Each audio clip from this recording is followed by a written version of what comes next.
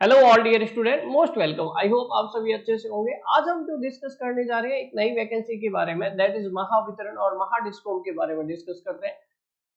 I hope कि आप इस वैकेंसी के एडवर्टाइजमेंट के बारे में पहले से जानते हैं, जो हमारे पास काफी टाइम पहले आ चुका था। इसकी नंबर ऑफ वैकेंसीज और इसमें जो पहले सिलेक्शन होना था वो गेट स्कोर के थ्रू होना था, लेकिन कई स्टूडेंट्स ने इसके लिए अपील की और उनकी जो है मेहनत सफल हुई। और अब जो है 90% वेटेज दिया गया है, ऑनलाइन टेस्ट के थ्रू सिलेक्शन हो गया। लेकिन क्वेश्चन सबसे बड़ा यही आता है कि आज जो हम यहाँ पर वीडियो लेके आए, ये नंबर ऑफ वैकेंसीज के बारे में नहीं है, ना ही एग्जाम पैटर्न के बारे में। ये है हमारे पास कि how to prepare for this exam जो आईबीपीएस करवाती है। आईबीपीएस के एग्जाम को कैसे क्रैक किया जाए, ये एक बड़ा क्वेश्चन रहता है, क्योंकि इसका जो एग्जाम पेपर बनता है वो कुछ अलग हटके बनता है और उसमें एक सिस्टमेटिक अप्रोच को फॉलो करना पड़ता है। अगर आप उस अप्रोच को फॉलो करते हैं तो आईबीपीएस के एग्जाम को इजीली क्रैक कर पाते हैं। यहीं पर इसी टॉपिक पर आज हम बात करने वाले हैं। तो यहाँ पर हमारे पास थोड़ा सा समराइज कर लेते हैं कि नंबर ऑफ वैकेंसीज हमारे पास कितनी अवेलेबल है and we will move forward. ठीक है, तो यहाँ पर हमारे पास जो है वैकेंसीज जो है डिप्लोमा इंजीनियरिंग ट्रेनिंग है, दैट इज जिनको जूनियर इंजीनियर बनाया जाएगा आफ्टर द ट्रेनिंग पीरियड। और ग्रेजुएट इंजीनियर ट्रेनिंग है जो जिनको after the training period assistant engineer बनाया जाएगा। डिप्लोमा इंजीनियर ट्रेनिंग के लिए हम केवल इलेक्ट्रिकल स्टूडेंट्स की बात कर रहे हैं, सिविल की वैकेंसीज के बारे में नहीं बात कर रहे हैं।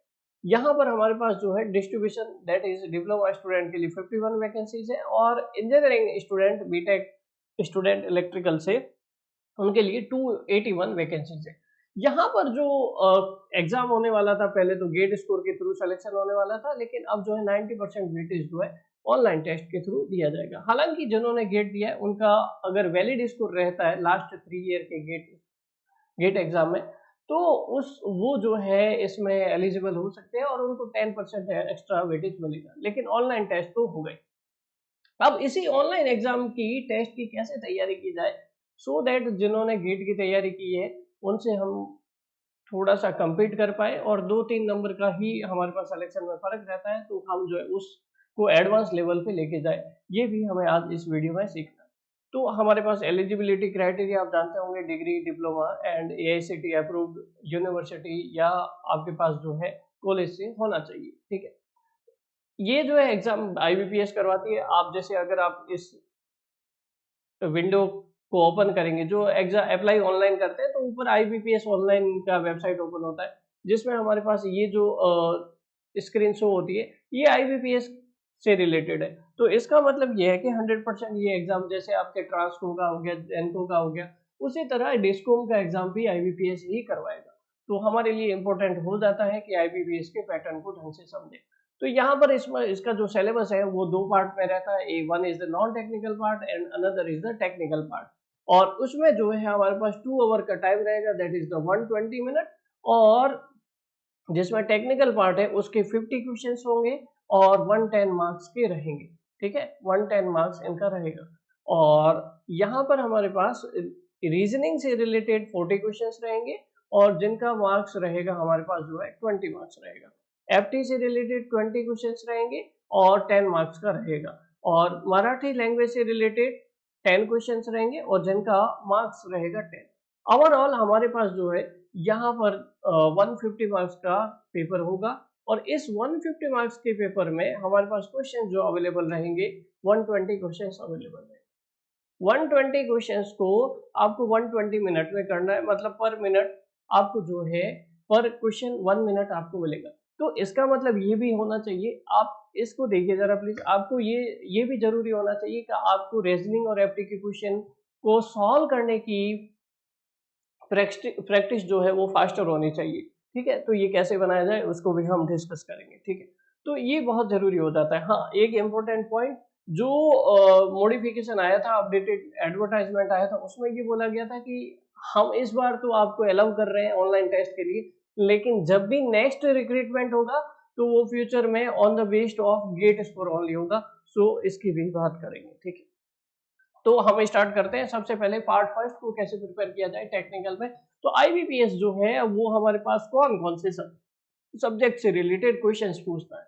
ठीक है, IBPS के लिए इतना परेशान होने की जरूरत नहीं है, बस एक सिस्टमेटिक अप्रोच को फॉलो करना होता है। तो सबसे पहले टेक्निकल की जो बात कर रहे हैं उसमें हमारे पास बेसिक इलेक्ट्रिकल इंजीनियरिंग से रिलेटेड क्वेश्चंस रहते हैं, नेटवर्क एनालिसिस और सर्किट थ्योरी से रिलेटेड क्वेश्चंस रहते हैं, measurement, control system, machine, power system, ADC analogue and digital electronics और पावर इलेक्ट्रॉनिक्स डिवाइसेस से ड्राइव से क्वेश्चन रहते हैं। मोस्टली 10 ये सब्जेक्ट रहते हैं। इसमें से जो सबसे ज्यादा क्वेश्चंस बनते हैं या सबसे जो इंपॉर्टेंट सब्जेक्ट है, दीज 6 सब्जेक्ट, ये आपके 6 सब्जेक्ट जो है बहुत ही ज्यादा इंपॉर्टेंट हो जाते हैं। इसमें एडीसी एनालॉग को आप इंक्लूड कर लीजिएगा, ठीक है।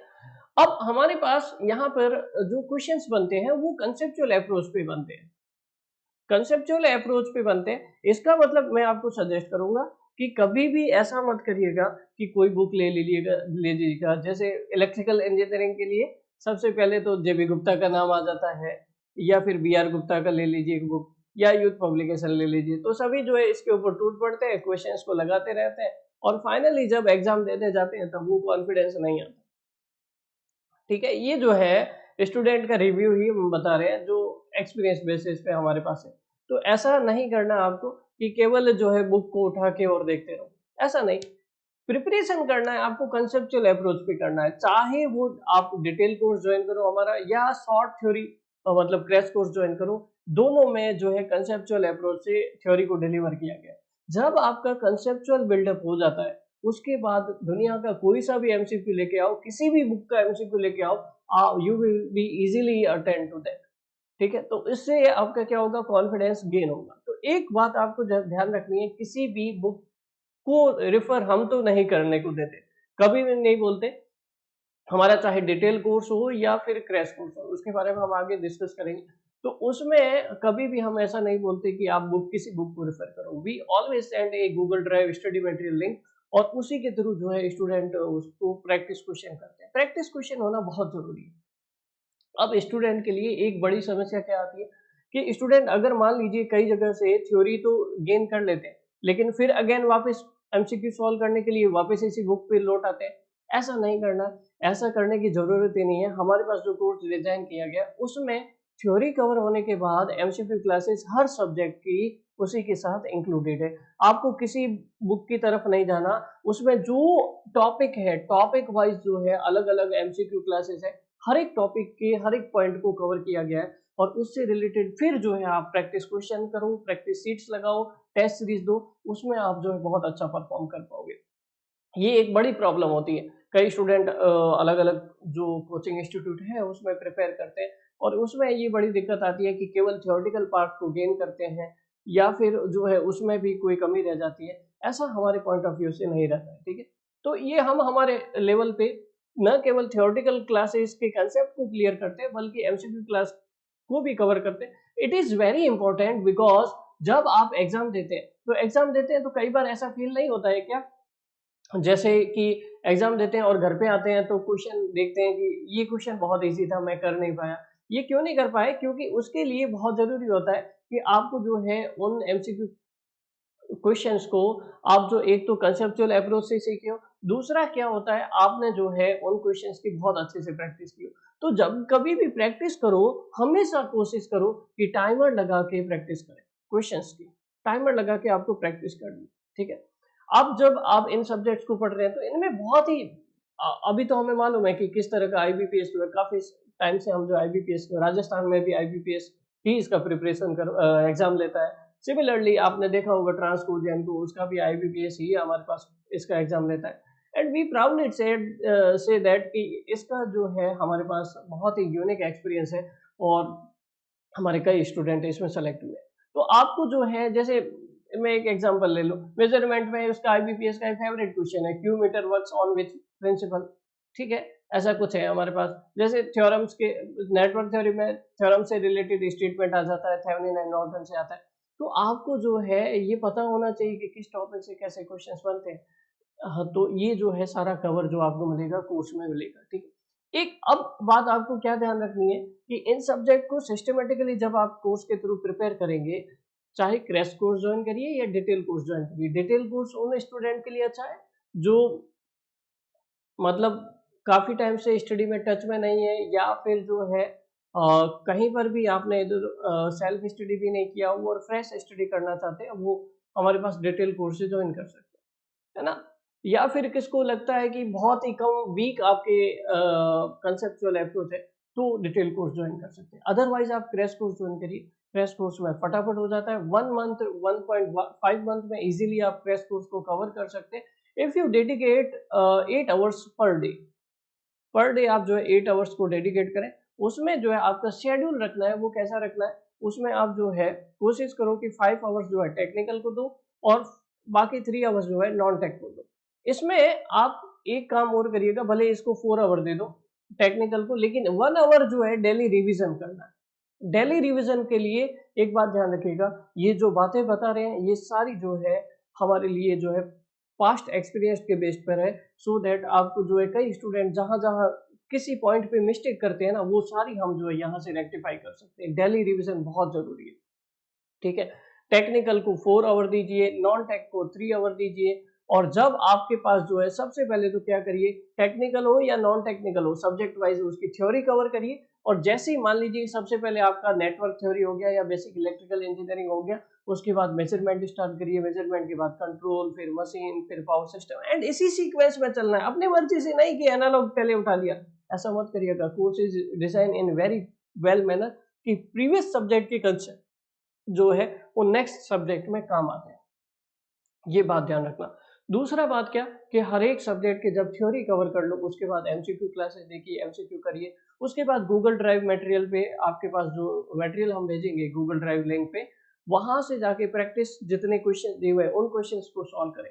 और उन क्वेश्चन को सॉल्व करते टाइम आपको टाइमर बहुत जरूरी लगाना है। 1 आवर का टाइमर सेट करिए और 1 आवर का टाइमर सेट करके देखिए, पहले 1 आवर का लगाइए, फिर धीरे धीरे टाइम बढ़ाइए 2 आवर का। और सेम एग्जाम एनवायरनमेंट में जैसे आप टेबल पे बैठते हैं, कंप्यूटर स्क्रीन पे बैठ के, वैसे ही सॉल्व करिए, ठीक है। उसको टाइमर लगा के जब सॉल्व करेंगे तो आपको जो है, जैसे 2 आवर का टाइमर लगाया तो आपको पता चलेगा कि 2 आवर में आप कितने क्वेश्चन अटेम्प्ट कर रहे हो, क्या 120 क्वेश्चन अटेम्प्ट कर रहे हो कि नहीं कर रहे हो। तो अगर नहीं कर पा रहे हो तो आपको स्पीड बढ़ाने की जरूरत है ना। कई बार ऐसा होता है कि आप 120 मिनट में 150 क्वेश्चन कर पा रहे हैं लेकिन गलत कर पा रहे हैं, तो आपको एक्यूरेसी बढ़ाने की जरूरत है। Ultimately speed plus accuracy both are the thing. ये अगर आप किसी स्टूडेंट को गेन हो जाए तो इसका मतलब सिंपल सा है, सक्सेस। आईबीपीएस के एग्जाम में 2 चीजें जरूरी है, स्पीड विद एक्यूरेसी, ये 2 चीजें जरूरी है, ठीक है।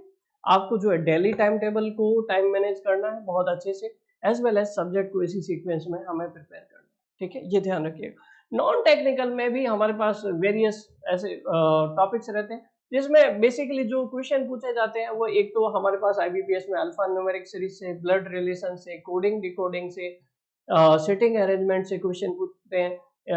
और हमारे पास जो है ऑड वन आउट, या फिर हमारे पास जो है मिसलेनियस थोड़े जो अलग टॉपिक होते हैं उनके बारे में ये क्वेश्चन पूछे जाते हैं। तो ये जो टिक मार्क किए हैं ये तो बहुत ही इंपॉर्टेंट टॉपिक हो जाते हैं, जिसमें आपके पास जो है बहुत ही इंपॉर्टेंट, जैसे पजल है, सर्कुलर है, टेबुलर पजल है, उसके बारे में पूछा जाता है, सिटिंग अरेंजमेंट के बारे में क्वेश्चन पूछा जाता है। तो नॉन टेक्निकल में हमारे पास जो है रीजनिंग से रिलेटेड ये टॉपिक रहते हैं।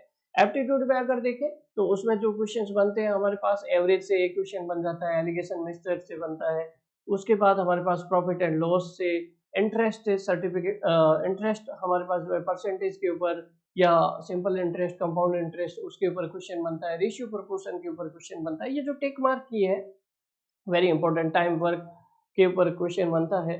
तो ये जो टिक मार्क की है, these are the very important topics for the aptitude, ठीक है। तो technical non technical part except Marathi language वो हमारे कोर्स में नहीं इंक्लूड होता, बाकी ये तीनों पार्ट जो है बहुत ही अच्छे से हमने कवर किए हुए, ठीक है। आपको जो है डेली अच्छे से प्रिपेयर करना है, टाइम मैनेजमेंट अच्छे से रखना है, इन्हीं सब्जेक्ट को जो इसी सीक्वेंस में कवर करना है। और अभी आपका जो है यहाँ पर हमारे पास जो है लास्ट जो एग्जाम फॉर्म का डे है वो हमारे पास 19 अप्रैल है, और 19 अप्रैल तक आप इस फॉर्म को फिलअप कर सकते हैं। सो यहाँ पर जो है गेट स्कोर को छोड़ के आपके लिए ये एक मौका दिया गया है ऑनलाइन टेस्ट के थ्रू जो है सेलेक्ट होने का। तो अगली बार जो है गेट का एग्जाम होगा तो ऐसा मत करिएगा कि अगली बार के लिए अपने आप को छोड़िएगा, आप अपना पूरा कंप्लीट एफर्ट लगा दीजिए। और उस कंप्लीट एफर्ट में आपको कहीं पर भी हेल्प की जरूरत हो, we always ready to help you, आपको कोई भी दिक्कत नहीं होने देंगे। सिंपली आपको जो है यहाँ पर इसी नंबर पर कॉल कर देना है या फिर मैसेज ड्रॉप कर देना है, कभी भी कोई भी हेल्प हो, we are always ready to help you, ठीक है। और दूसरा जो है, अगर आप कोर्स ज्वाइन करना चाहते हैं तो इस वीडियो के डिस्क्रिप्शन में वेबसाइट लिंक है, उस वेबसाइट पे जाके महाराष्ट्र स्टेट एग्जाम का आपको अगर आप देखोगे तो वहां पर कोर्स दिया हुआ है। मैं आपको एक बार दिखा देता हूँ। इस लिंक पे जब आप क्लिक करेंगे तो यहाँ पर महाराष्ट्र स्टेट एग्जाम के व्यू कोर्सेज पे जाएंगे, दो कोर्सेज देखेंगे आपको। One is the crash course and another is the detail course. ये जो है कोर्स कॉमन है, ट्रांसको की वैकेंसी है, डिस्कॉम की वैकेंसी है या जेनको की वैकेंसी है। इसमें जो है सिलेबस वो सेम रहता है। इसमें आपको जो है, जैसे मान लीजिए क्रैश कोर्स के ऊपर जाते हैं, व्यू कंटेंट में जाएंगे तो आपके पास जो है यहाँ पर वेरियस सब्जेक्ट जो है वो दिए हुए हैं आपके पास, जो अवेलेबल है यहाँ पर हमारे पास। और जिससे क्वेश्चंस पूछे जाते हैं, reasoning, apti, digital electronics, general English, जैसे एक सब्जेक्ट लेते हैं हमारे पास, तो क्रैश कोर्स में हमारे पास circuit theory plus MCQ classes. तो यहाँ पर आपके पास हर एक टॉपिक से रिलेटेड बेसिक थ्योरी होगा, उस बेसिक थ्योरी के बाद एमसीक्यू क्लासेस, जैसे MCQ classes basics part first, second, third and so on, इस तरह से उसके बाद एमसीक्यू क्लासेस भी दी गई है। जैसे हम एक और देख लेते हैं, यहाँ पर हमारे पास जैसे मान लीजिए मशीन सब्जेक्ट है, तो मशीन सब्जेक्ट में यहाँ पर पहले बेसिक्स की क्लासेस है। बेसिक्स की क्लासेस होने के बाद फिफ्थ लेक्चर जैसे ही ट्रांसफार्मर तक कंप्लीट होता है, देन सिक्स्थ लेक्चर से इसके ट्रांसफार्मर के एमसीक्यू स्टार्ट होते हैं। तो 3 लेक्चर एमसीक्यू क्लासेस से रिलेटेड। देन वापस basics of rotating electrical machine with DC generator machine, and then वापस जो है डीसी मशीन के न्यूमेरिकल या फिर एमसीक्यू स्टार्ट होते हैं। इस तरह से सिस्टमेटिकली इस कोर्स को डिजाइन किया गया है, ठीक है। तो यहाँ से जाके, वेबसाइट से जाके आप इसको ज्वाइन कर सकते हैं, ठीक है। हाँ, इसको वेबसाइट से ही जॉइन करिएगा, क्योंकि प्ले स्टोर पे अगर आप जॉइन करते हैं तो फालतू हमें 30% एक्स्ट्रा देना पड़ता है, तो वो हमारे लिए थोड़ा सा प्रॉब्लमेटिक रहता है। साथ ही साथ इसको आप जो है Android app, iOS app, PC, laptop, desktop और वेबसाइट किसी भी तरीके से चला सकते हैं। तो इसके लिए आप ये आपके लिए सूटेबल है, एज पर कंफर्टेबल, कहीं पर भी किसी प्लेटफॉर्म पे यूज करो। और किसी भी तरीके की कोई भी हेल्प चाहिए, बेहिचक इस वीडियो के डिस्क्रिप्शन में आप लिंक लेके या फिर इस मोबाइल नंबर पे व्हाट्सएप कर सकते हैं, या फिर इस वीडियो के कमेंट बॉक्स में कमेंट कर सकते हैं। Till then, thank you so much, फिर मिलेंगे।